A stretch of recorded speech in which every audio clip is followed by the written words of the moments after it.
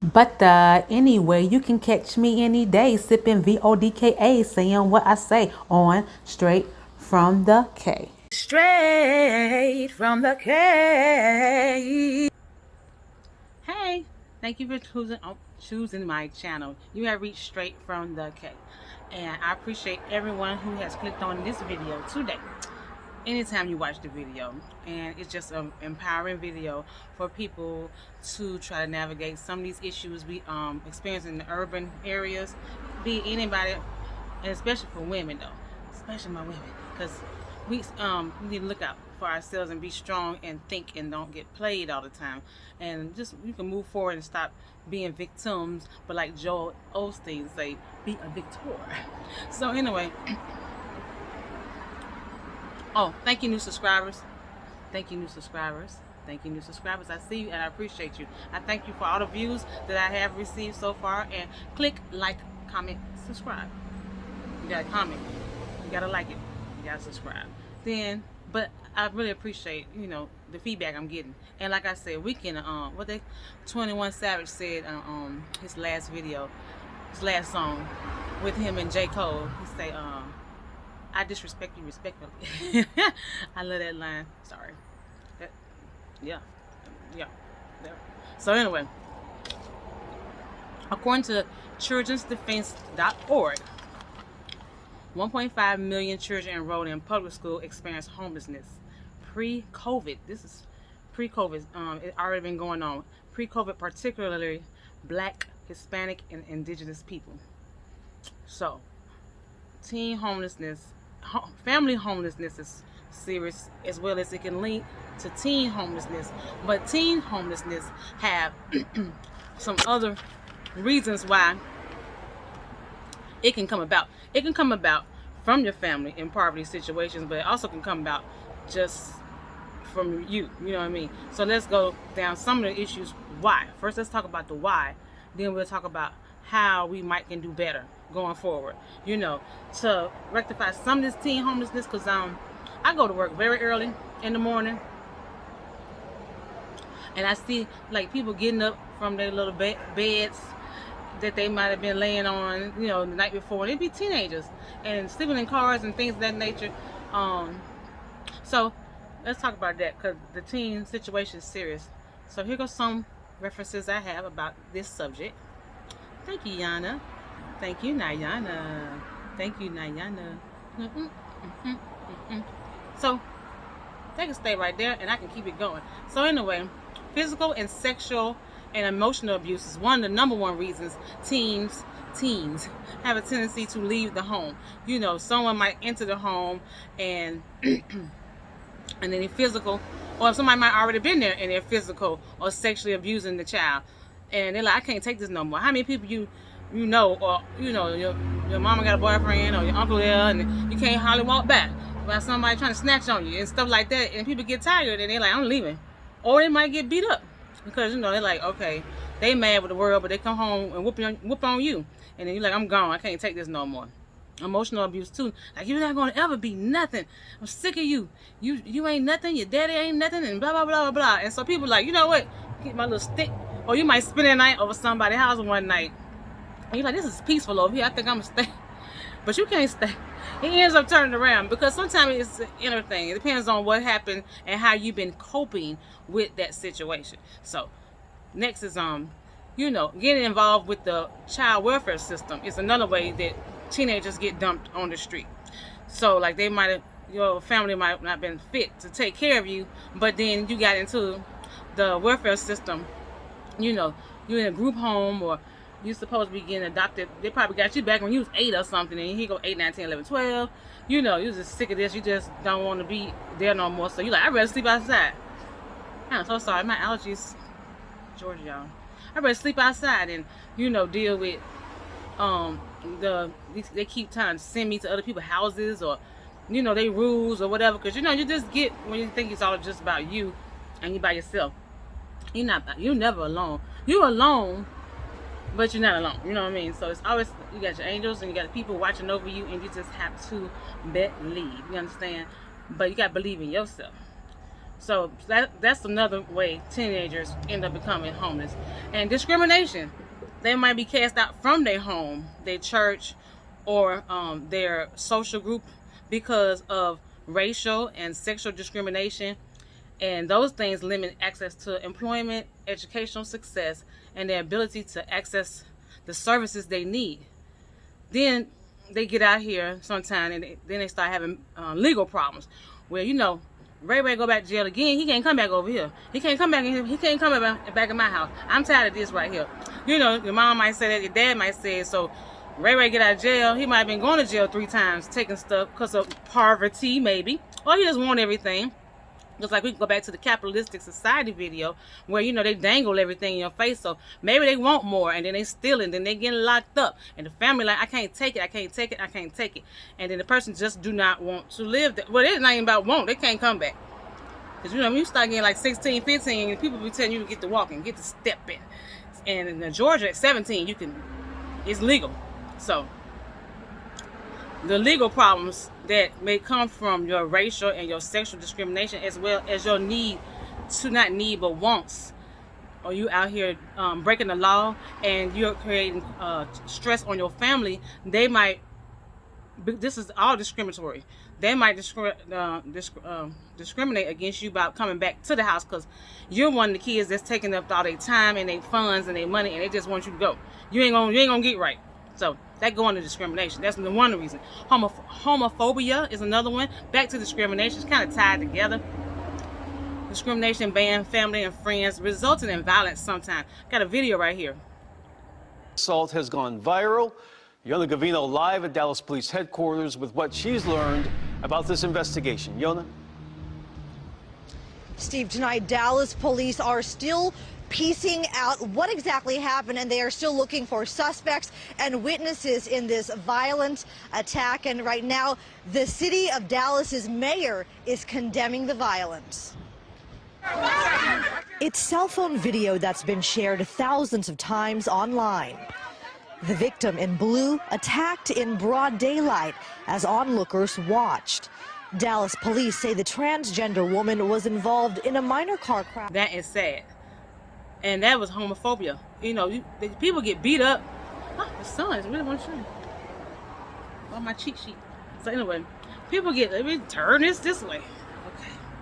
People get beat up, get put out, again, once again, tied again to sexual orientation, or what you might be trying to do the transgender thing. You know, you all out here, you might be going in somebody's pantyhose at the house, and you just can't stay there, so they end up living on the street.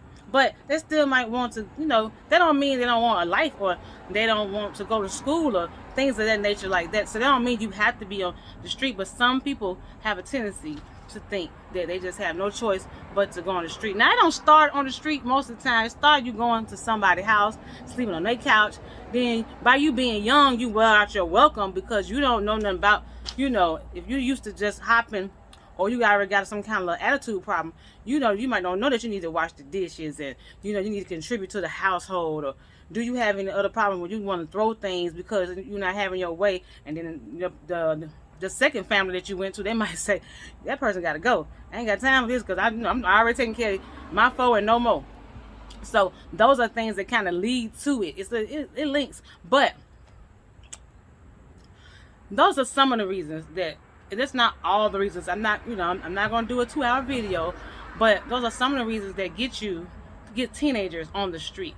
But a lot of them still want to go on, and you can. So let's talk about the pathway to, so you on the street. You 15, 16 years old, you on the street. They have you dropped out of school. What's going on with you? Or are you going to school?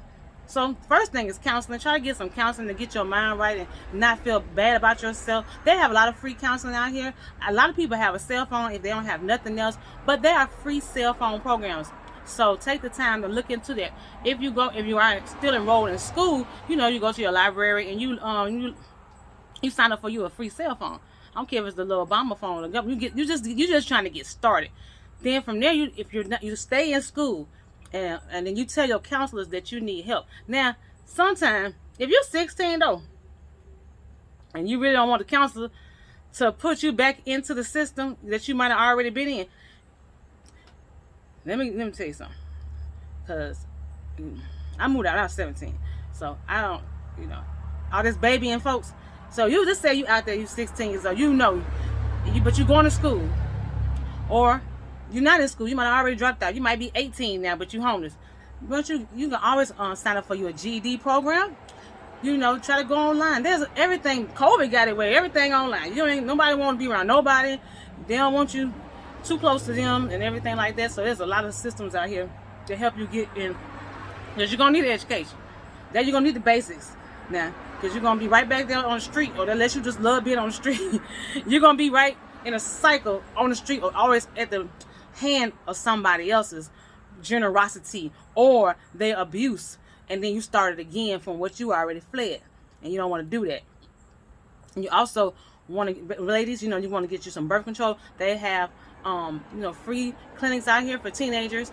You know, you don't have any income, anything. They definitely try to look out for us, because that taxes the system by us, especially being homeless out here, and you can't afford your kids and all that kind of stuff like that. So you might already have two, and then you played yourself and got put out, or you not necessarily got put out, but you know, that might have been your problem. You was promiscuous, you know what I'm saying? Or you just like to talk to different guys, or you just not necessarily promiscuous. You might just like, I'm ready to date, and I like to, you know, be with somebody. And your mom and them daddy and I'm like, nah, you can't be up in here like that. You already brought 2 babies home. You got to go. So there's another way that you can find yourself on the street. Try to keep your family together as much as possible, but these are baby steps. This is the first step. Like I said, counseling. Try to go to counselor. Go to your school counselor. If you don't feel comfortable, you feel like your school counselor going to cycle you right back into the system. This is my 16 and up year olds. Now, 18, 11, you're going to have to reach out to somebody in the family in another city or something. Let them know you need somewhere to stay.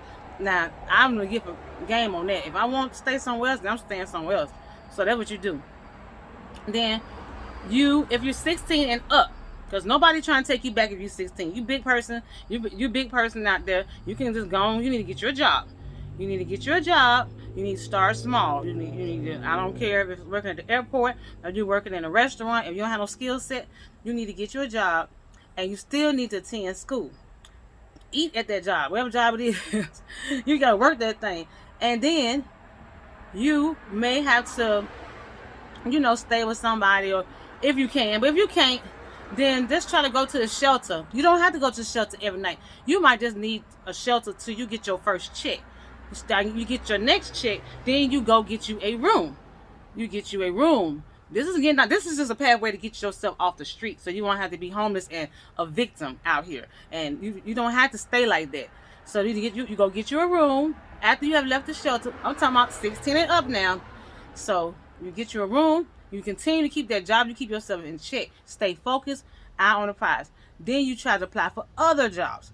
You know, so you can move up, because you can't, the room's going to be all right, but you know, you're going to want more. But while you can, stay in the room. Then as your job situation gets better, or they're like, hey, Charles or Jane, we're going to give you a raise. You can get you a small apartment. Now, they just released in the federal poverty website that it is being recognized. In 2021, a person needs to make $24 an hour just to have like a 2-bedroom apartment. You need at least $22 to $22. They finally telling the truth, y'all. They finally telling the truth. Now this is going, so you know, if you're making $11 an hour or $14, and you can't be looking at that stuff that on cribs and stuff like that. You're gonna have to prioritize. But you can get there. You want to get out the street. You want to go to Value Village, get you some clothes, or in a little resale shop. You know, get you some like jogging pants or a sweater.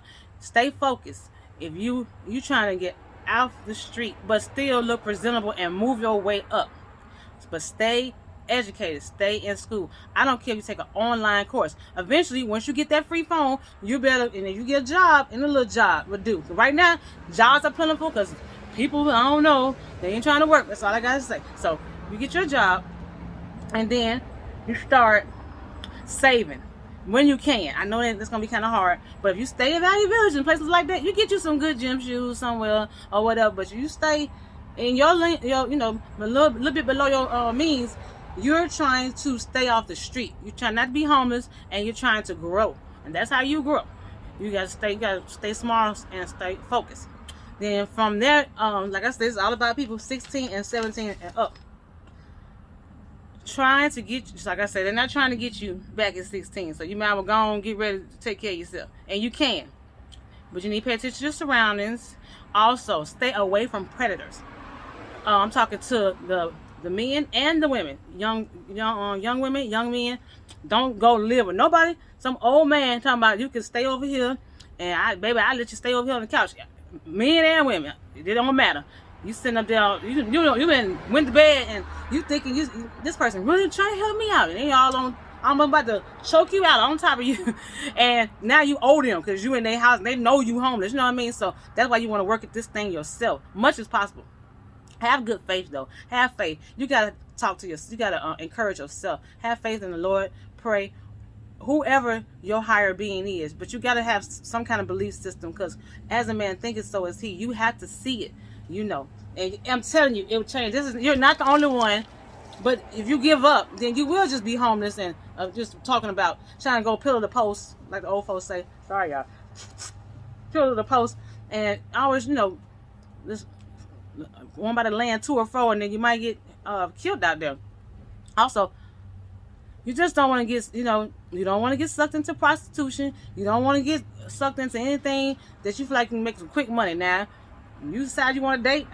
Dating wouldn't be my mind right now, because if I was homeless, I'd be trying to get myself together. But you want to date, and that person like you, but you still need to keep a limit. I think this squirrel just stole out of my garden. Got a whole big, I think one of my eggplants. So anyway, I'm mad. Back to the subject though. Okay, so you can achieve anything you want and stay focused. It's just a little tip from me about and also I'm gonna leave y'all with a success story. Okay, a young man. I'm proud of him. I read and watch out for people. Young man that started from the mud, got multiple jobs, and living good, and got scholarships to go to school. He's no longer homeless, and he's doing very well. So please watch this on the exit way out. And I thank you, appreciate you. Like, comment, share if you want to share. I appreciate you. Thank you.